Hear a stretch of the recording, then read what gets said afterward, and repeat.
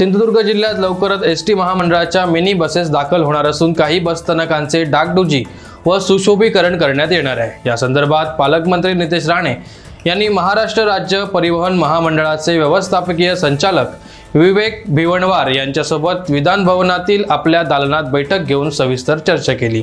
पालकमंत्री नितेश राणे यांनी आज एसटी महामंडळाचे व्यवस्थापकीय संचालक विवेक भीमणराव यांच्याशी आपल्या दालनात घेतलेल्या बैठकीत जिल्ह्यातील एसटी सेवांबाबत आणि कारभाराबाबत प्रदीर्घ चर्चा केली। पर्यटन जिल्हा असलेल्या सिंधुदुर्गात मिनी बस सेवा सुरू करणं तातडीचं गरज असल्याचं पालकमंत्र्यांनी सांगितलं। या मागणीला एसटी महामंडळाच्या संचालकांनी सकारात्मक प्रतिसाद देत लवकरच मिनी बस सेवा सुरू करण्याचं सांगितलं। पालकमंत्री नितेश राणे यांनी यावेळी जिल्ह्यातील काही बस स्थानकं दुरावस्थेत असल्याचंही अधिकाऱ्यांच्या निदर्शनास आणून दिलं।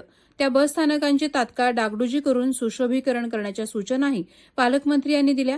गावागावांचा संपर्क वाढवण्यासाठी बसेसच्या फेऱ्यात वाढ करण्याच्या सूचनाही पालकमंत्री नितेश राणे यांनी अधिकाऱ्यांना दिल्या। तसंच रिक्त असलेले विभाग नियंत्रक पद तात्काळ भरण्याच्या सूचनाही अधिकाऱ्यांना दिल्या।